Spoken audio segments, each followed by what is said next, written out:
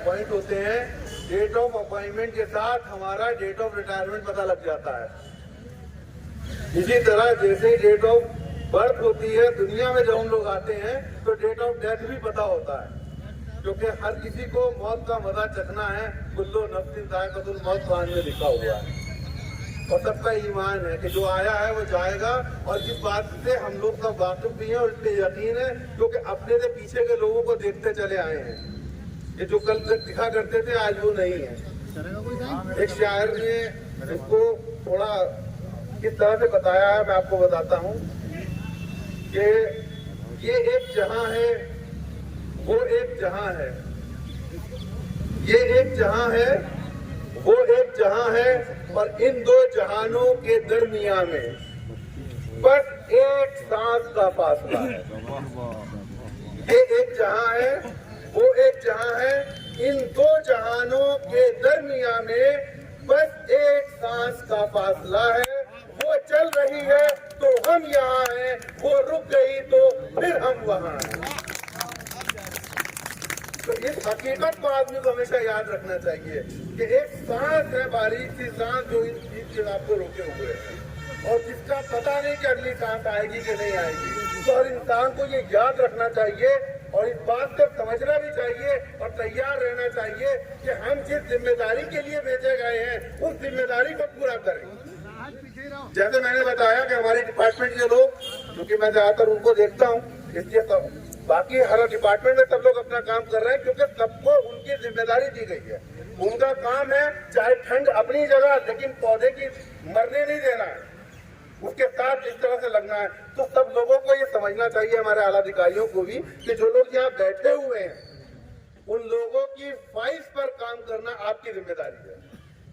हम लोगों का काम, हमारा काम करना है और हम लोगों को कंफर्म करना, हम लोगों की फाइल्स को स्टेप पे आगे बढ़ाना, उन पर फैसले लेना, ये आपकी जिम्मेदारी का काम है। और कभी कभी तो अफसोस होता है और पूछना भी चाहता हूं मैं कि सर आप हमारी प्रॉब्लम को आखिर देखते कैसे हैं? आपको लगता नहीं है प्रॉब्लम को आखिर आपकी नजर से आप क्या समझते हैं इस प्रॉब्लम को कि ये कैसी प्रॉब्लम है? गोया ये सरदर्द है, या ये एक्सीडेंट केस है, या ये वेंटिलेटर का केस है, या रेफरल केस है, कहीं और हल होगा। कम से कम, क्योंकि हमने पिछले साल जब इस बात को शुरू किया था, हमें तब भी ये जवाब मिला कि हम लोग लगे हुए हैं। और हम बीच बीच में कमेटी गई, टेबल टॉक हुआ, तब भी ये पता चला कि हम लोग लगे हुए हैं और आज तक हम लोग लगे हुए हैं, लेकिन प्रॉब्लम सॉल्व नहीं हो रही है। तो सर बताएं तो कि आखिर कितनी बड़ी प्रॉब्लम है और कितने % तक सॉल्व हो चुकी है और कितनी बाकी रह गई है? क्योंकि यहाँ पे कोई लंबे टाइम तक, हमेशा के जिसे कह देते हैं, आखिर तक नहीं बैठा जा सकता। आपको कोई ना कोई हल निकालना पड़ेगा और ये आपकी काबिलियत पे भी सवालिया निशान है। क्योंकि कहा जाता है ना कि आप लोगों के लिए काम करेंगे तो लोगों की दुआएं मिलती हैं। यहाँ काम तो जरूरी है ही, क्योंकि ये काम आपकी डेस्क का काम है, आपकी जिम्मेदारी है। और आप जब इनकी नौकरी से जुड़ा हुआ काम करेंगे तो इसकी दुआ आपको जो मिलेगी उसका, वो आपके हक में बहुत बेहतर काम करेगी।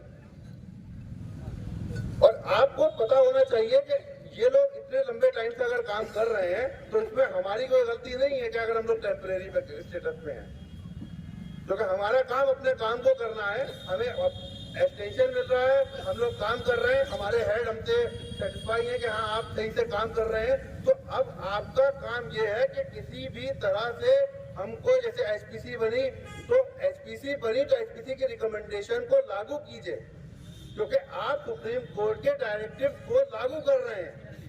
सुप्रीम कोर्ट के डायरेक्टिव को, सुप्रीम कोर्ट के जजमेंट को लागू करने के लिए ऐसा पहली बार देखा जा रहा है कि एक वकील की राय ली जा रही है। भाई सुप्रीम कोर्ट का जज आपको, जजमेंट को आपको नाफिज करना है, लागू करना है। आप एडवोकेसी ले रहे हैं कि हाई कोर्ट को, सुप्रीम कोर्ट के पैनल एडवोकेट उस पर राय देंगे। अब वो राय आ भी गई है, क्योंकि इन शॉर्ट में यही कहना चाहता हूँ कि 28 तारीख को जो मीटिंग बुलाई गई थी वो हमारे मसले को सॉल्व करने के लिए बुलाई गई थी और बाद में उसमें 2-4 चीजें और एजेंडे में शामिल हो गई। वो एक स्पेशल मीटिंग थी, एग्जीक्यूटिव काउंसिल की ऑर्डिनरी मीटिंग नहीं थी, और उसमें सब कुछ हुआ सिवाय हमारा मसला सॉल्व होने के। और जब उस मसले को किया, 18 तारीख तक एडजर्न कर दी गई मीटिंग। तो अब जब इस मीटिंग के बारे में सुनने में आ रहा है कि वो मीटिंग 18 को नहीं होगी, 18 को मीटिंग क्यों नहीं होगी कि साहब वो 7 दिन और 10 दिन पहले एजेंडा होना चाहिए, ऐसा नहीं है। वो मीटिंग स्पेशल मीटिंग थी और अभी हमने देखा कि जब पैनल के लिए स्पेशल मीटिंग बुलाई जा रही थी तो सुबह भी बुलाई जा रही थी, शाम में भी बुलाई जा रही थी, एक दिन बाद भी बुलाई जा रही थी, क्योंकि स्पेशल मीटिंग को बुलाया जा सकता है। तो जब आपने इस मसले के लिए स्पेशल मीटिंग रखी थी तो उसको आप सॉल्व कीजिए, हमारे मुद्दे को स्पेशल इसी को बुला के हमारे मुद्दे को उसमें रखिए और सॉल्व कीजिए, ये बहुत ही जरूरी है।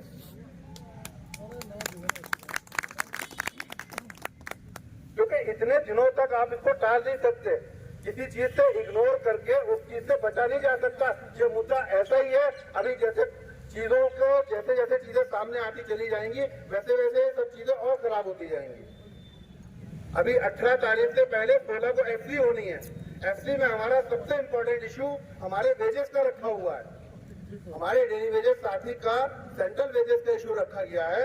वो इतना इम्पोर्टेंट इशू है कि आप खुद सोचिए कि 6 साल 7 साल हो गया वो उस पैसे में काम कर रहे हैं जो 6-7 साल पहले हुआ से उनको इतना मिल रहा है, उनको 1 रुपए की बढ़ोतरी नहीं हुई इस पैसे में। और अगर आपको ये लगता है कि ये पैसे वो गलत मांग रहे हैं तो आप बिल्कुल पैसे ना बढ़ाइए, लेकिन उससे पहले आपको ये भी देखना पड़ेगा कि 6 साल पहले आपको तनख्वाह कितनी मिल रही थी।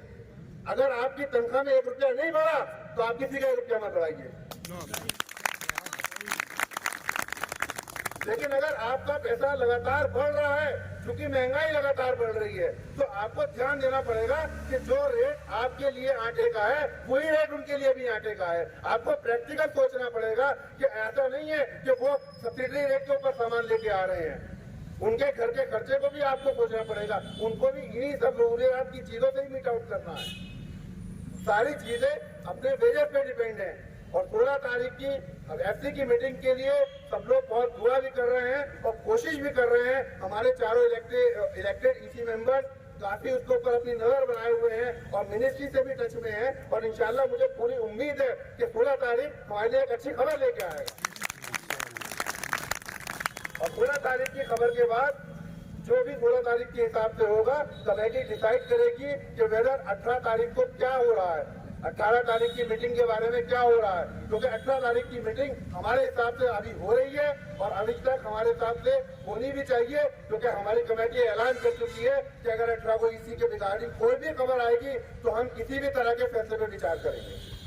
और इस बार सब कुछ पहले से तय करके कोई बड़ा कदम उठाया जाएगा, क्योंकि जब प्रॉब्लम सॉल्व नहीं की जाती तो प्रॉब्लम को सॉल्व कराया जाता है, क्योंकि प्रॉब्लम सबको मिलकर सॉल्व करनी है। जहां हमारी जरूरत है आप हमें बुलाइए, हम सब बैठ के सॉल्व करेंगे क्या प्रॉब्लम आ रही है। आखिर यहाँ से लेके दिल्ली तक हमारे कमेटी के मेंबरान सब जगह नजर बनाए हुए हैं, सबसे बात कर रहे हैं। जहाँ जिस जगह पे जिस स्टेज पे कोई दिक्कत आएगी उसको रोका जाएगा, उसको हल कराया जाएगा। बहरहाल इस प्रॉब्लम को सॉल्व कराकर ही हल लिया जाएगा। सब लोग इस बात के लिए मुत्तफिक हैं और आप सब लोग इसी तरह से अपना इतिहाद बनाकर इस जलसे इस धरने को कायम रखें और इंशाअल्लाह इस प्रॉब्लम के हल होने तक हम लोग इसी तरह से इतिहाद बना के रखेंगे। बहुत शुक्रिया।